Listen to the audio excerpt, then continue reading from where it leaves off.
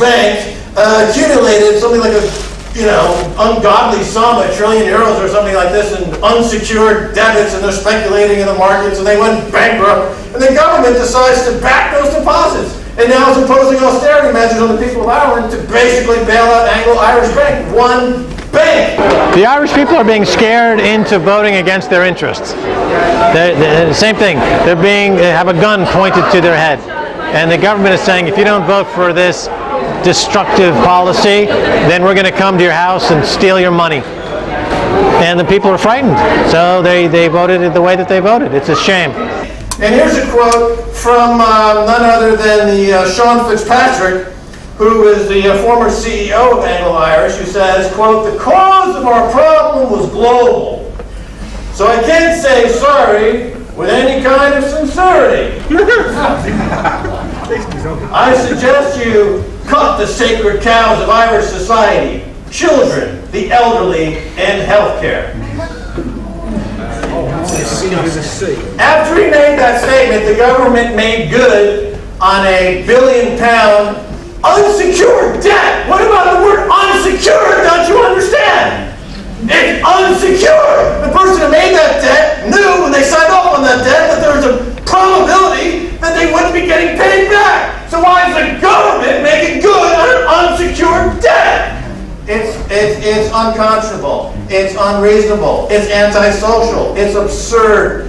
And Iceland's faced with a similar situation of not being able to pay these debts, essentially declared a debt jubilee, and when asked, the president said, "Look, we don't have any money, but we'll be happy to pay you back in fish."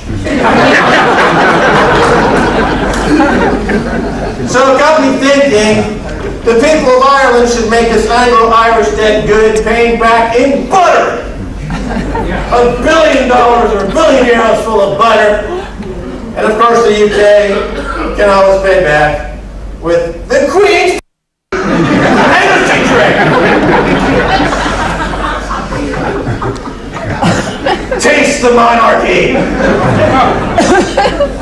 Do you know that up to two-thirds of the planet, that's all they earn, is 3 grams of silver? That's right. Throughout history, people have worked for 1/10 of an ounce of silver as their daily wage. So imagine if you have 1,000 or 2,000 or 10,000 ounces of silver, or the appropriate number of grams, you've got your entire retirement package sorted. You're done. So you're ready to retire? Absolutely. Congratulations. All right, super. On the engagement. Thank you. Thank you so much. That's the enthusiasm that we're hearing around the world. The Silver Liberation Army. First talked about on Alex Jones' show in November of last year, silver was at 25. It quickly went up to 50, pulled back to the high 20s, still way, way above where we first talked about it, and heading toward $500 an ounce is the way I see the silver trading as the banks continue to collapse, as paper currencies continue to collapse. We are actually winning against Jamie Dimon because, ladies and gentlemen, back when they took over Bear Stearns, they inherited a 3 billion ounce silver short position, a naked silver short position. They sold billions of ounces of silver that don't even exist.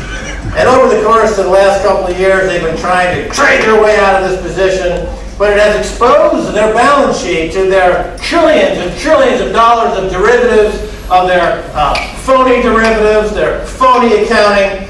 And as we know, last week they just announced a just disclosed $2 billion loss. Jamie Dimon didn't see it coming. Oh my God! It must be an oversight issue. It's an egregious mistake. No, it's a predictable mistake. There are going to be more of these mistakes. Their balance sheet is woefully vulnerable. Hedge funds around the world are now attacking Jamie Dimon and JP Morgan the way they attacked Greece, the way they attacked Ireland, the way they're attacking Spain. So the hedge funds are now attacking one of their own.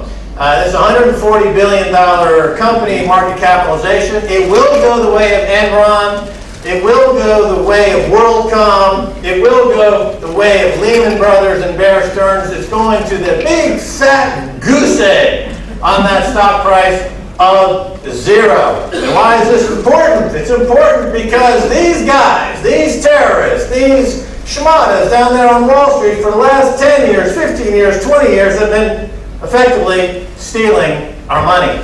Are you going to Greece with Hugo Salinas Price to reintroduce the 3-gram drachma? Yes. Silver drachma. Yes, this man is brought this for me. It's a kilo of silver.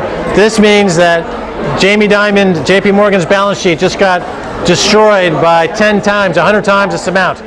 And the answer is yes. Cash money for silver. Well, the new party, Syriza, is, we've talked to them, we're in the process of communicating with them because Hugo Salinas Price, who is on my show, he's a billionaire, lives in Mexico. He's been pushing for a silver reserve standard in Mexico. He wants to bring this message to Greece, and we're going to fly down on his jet, hopefully next week or so, speak with this new political party about this campaign to introduce a silver drachma into the Greek economy as a way to solve their problems and a way to get rid of the scourge of banking predators. That is really at the nexus of why that country is suffering. What the good news is that the campaign to crash JP Morgan and buy silver has put me in touch with people like Hugo Salinas Price, who has another idea involving silver. It's a global idea.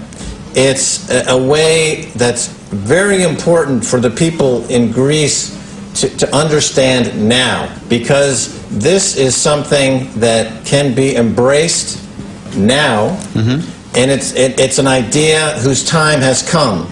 My ideas are the ideas of a rebel, but Hugo's ideas are the ideas of a true revolutionary. Why are you in Greece a week before the election? Do you have something to propose I do to the have government something to propose. that could be a solution? Probably too late, but I do have something. It's never too late. It's never too late. If this election does not listen because of lack of time to what I have to say, there will be a next election. And that is that Greece can have the best money in the world, better than the euro, by using parallel.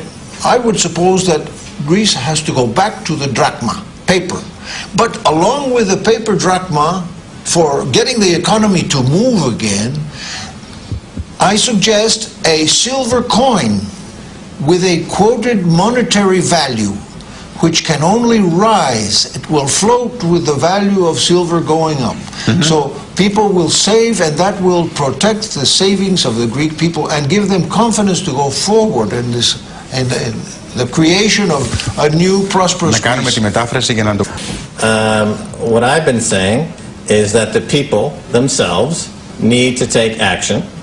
And since I saw you a year ago, we have many people around the world buying silver because the banks are vulnerable.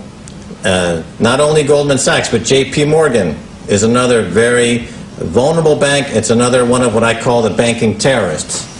And thanks to the people in Greece and around the world, JP Morgan has just announced a massive loss. So this is working. If the government won't take on the banks, the people must take on the banks.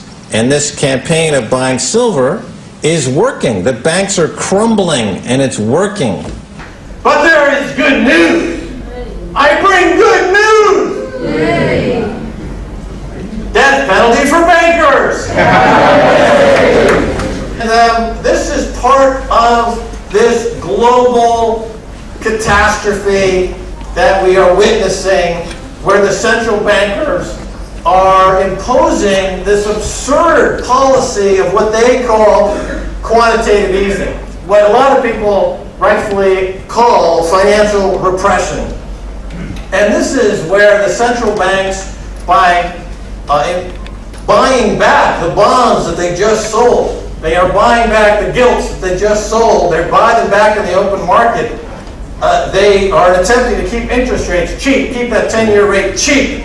They're buying back what they just sold. It's basically there's like dogs eating their own vomit, and they're doing this as a stated policy, and they keep interest rates down there close to 0%. I think the Bank of England just either cut or is about to cut from half a point down to a quarter of a point. That is an artificially cheap rate that does not help the economy whatsoever, because it doesn't help in the creation of capital. People want capital is attracted to higher interest rates. Savings are attracted to higher interest rates. That's where capital goes. And you can't have capitalism without capital, and you can't have capital without savings, and you can't have savings without a reasonably high rate to attract savings. Their entire ideology, their entire economic outlook is flawed, and it's an ideology that comes from the collusion of the city and the Bank of England and this government to oppress you all and me financially, and it's erupting in places like Athens and Dublin and Cairo and Tunis in this global insurrection against this banker occupation.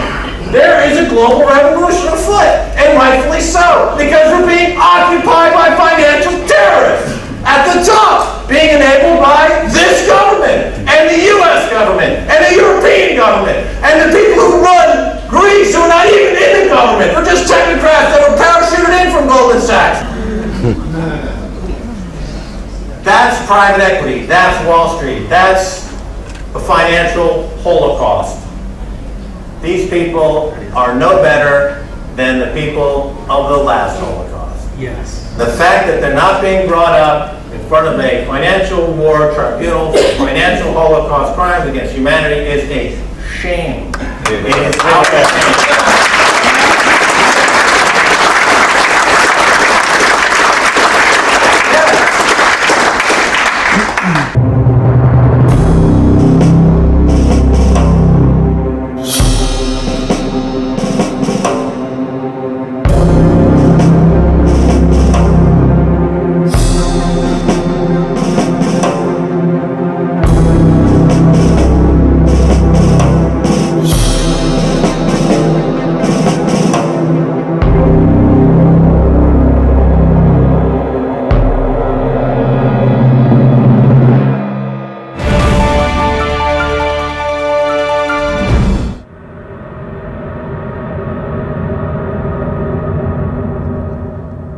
My friends, the information that you are about to witness from all of my years of research is the most important.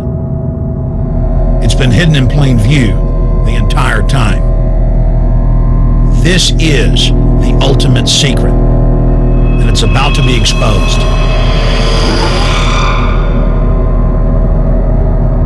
I have hundreds of government documents, textbooks, white papers, where for over 80 years, the elite of the Western world have talked about adulterating food and water to sicken and sterilize the population for the purpose of eugenics.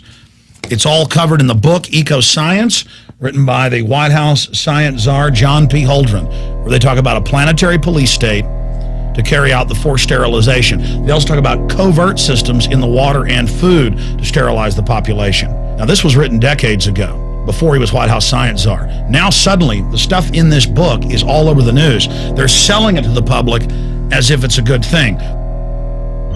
You see here before you what an average person would buy when they went shopping at the store.